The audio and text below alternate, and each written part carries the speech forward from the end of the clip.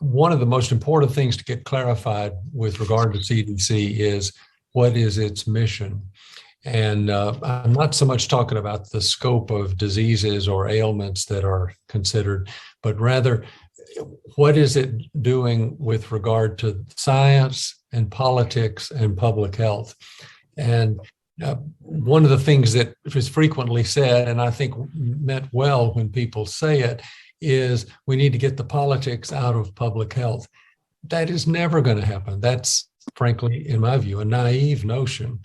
We need science, the best of science, to guide the decisions that are made by political leaders to implement effective public health programs.